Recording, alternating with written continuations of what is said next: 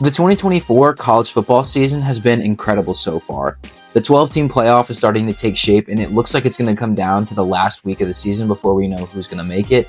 You've had great upsets, you've had rivalries renewed, and you've even had some new rivalries be born this season.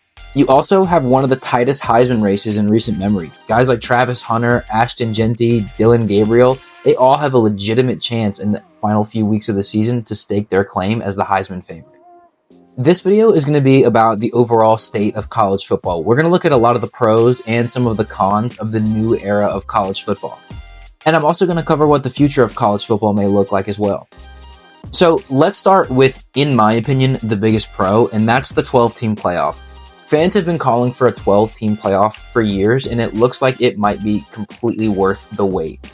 The parity in college football this season has been awesome, and it really does feel, going into the final few weeks, that it's wide open for who can win the title.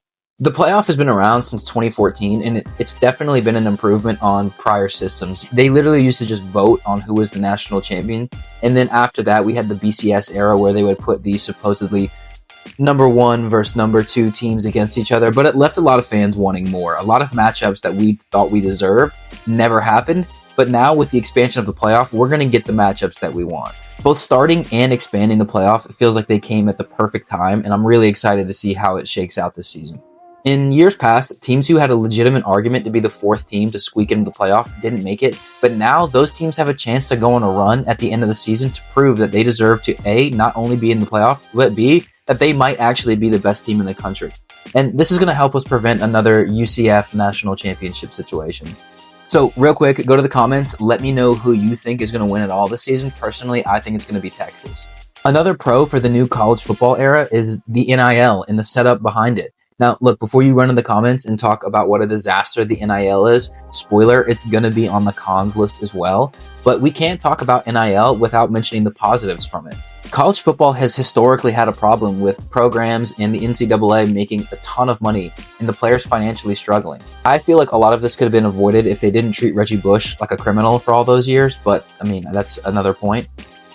Players deserve some level of compensation for their own name, image, and likeness. Being able to grow a personal brand or cash out on a marketing opportunity is something that shouldn't be denied just because you're a collegiate athlete.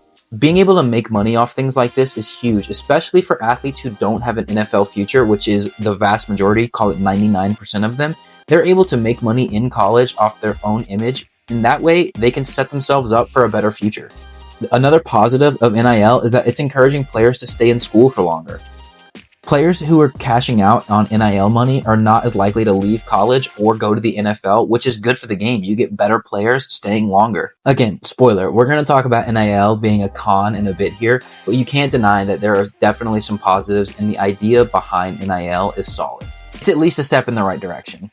Another quick pro that I wanted to talk about is college football programs making more revenue than they ever have before, and the impact that that's having on other sports programs. Football programs are the main source of revenue for athletic departments at schools. Schools all over the country are getting facilities upgrades, and other teams are benefiting directly from the performance of the football team. There are plenty of examples of major schools like Michigan, Alabama, Texas, and LSU all reinvesting money that they've made from the football program back into the athletic facilities for other teams as well. Final pro that I want to talk about is some of the new rivalries that are being born. Some of the biggest games this season are games that we would have just never been able to see in the old era of college football. Texas versus Georgia, USC versus Michigan, Texas versus Bama, Ohio State, Oregon. These are all games that we're going to see consistently moving forward, and that's awesome because these are all powerhouse programs who are going to have to play each other. It really feels like a drastic change compared to years past where it felt like a lot of these top-end teams were just kind of coasting through part of the regular season. There's a ton to be excited about if you're a college football fan. These are just some of the pros that I thought were worth highlighting. I know as a fan, each Saturday, I'm going to be able to watch some incredible games with players that I feel like I know more than in years past. And I know that the 12-team playoff is just going to be a success year after year. I'm a real believer in it. All that being said, there are a lot of things in college football that are going on right now that are really negative and that need to be sorted out. Like I said earlier, the NIL is a pro on some level, but it is absolute chaos for the most part. So the idea behind NIL is really solid. Let's take Travis Hunter, for example. Travis Hunter should be able to use his own name, his own image, his own likeness to make as much money as he possibly can. He's all over social media. He's got a YouTube channel. He's on Twitch. He's doing all different kinds of things that in years past he wouldn't have been able to capitalize on because of dumb rules. That's why NIL is a good thing.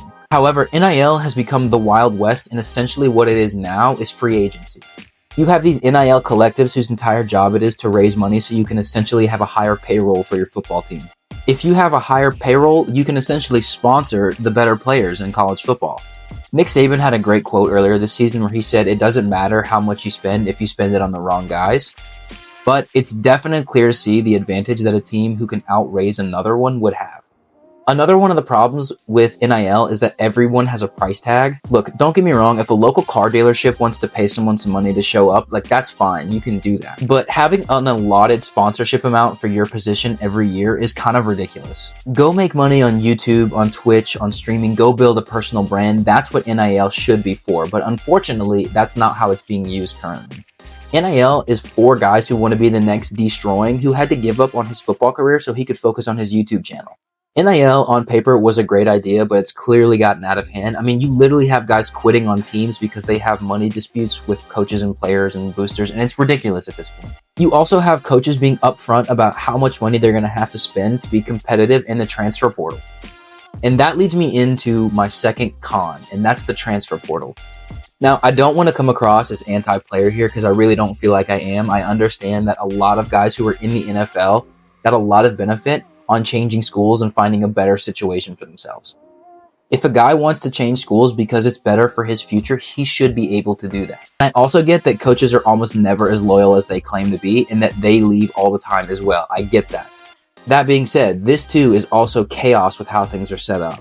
Larger teams with bigger payrolls can basically poach players from smaller teams at any point in time and they can leave and there's nothing that they can really do about it.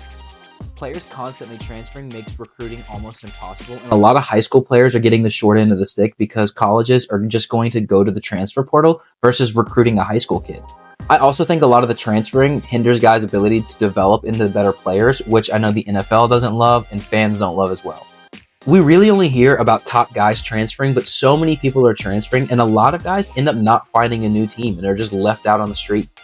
It's a system that's not built to last or set anyone up for long-term success.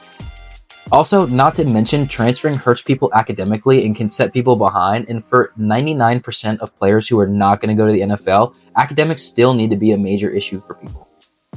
The final con of college football in this new era is how commercialized it's become.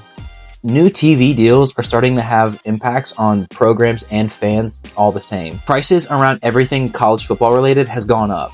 Programs have had to raise ticket prices and in-stadium prices to keep up with the demand and their ability to pay players to be competitive. Throughout the history of college football, one of the biggest reasons people were a fan is the culture of college football. College football has had so many great traditions, and it becoming more and more commercialized like the NFL feels like it's against what really made college football so great. Look, I don't want to come across as some boomer who thinks that college football should never change and that it was perfect the way it was. And I think overall, a lot of these changes are really positive and a step in the right direction. Now, they may be an overcorrection, but overall, I feel like a lot of things are headed in the right direction. Some of the changes that need to be made sooner or later is dialing in what exactly the NIL should look like. I could honestly see things transitioning away from NIL to more of a profit share. I know there's been a lot of talk about that and proposing that as an alternative to the Wild West that is NIL currently. What I'm about to say next could be its own video entirely. You have a lot of people who are advocating that college football break away from the NCAA as a whole, and I understand why. It feels like the NCAA at every single step is going to make the wrong decision. I understand that, but it feels like a bit of a pipe dream at this time. Conference realignment isn't done yet either, and we're not sure what the long-term effects of these new conferences could be. We're still figuring a lot of this stuff out. At the end of the day, when I watch games on Saturdays, I really do think that college football on the field has never been better, and the excitement around it has never been higher, in my opinion. I'm also aware that a lot of things have to change off the field for these changes to be sustainable over time. Let me know what your thoughts of the state of college football are. Let me know if you agree or disagree with any of the takes that I have, and if you like this video, hit thumbs up for me.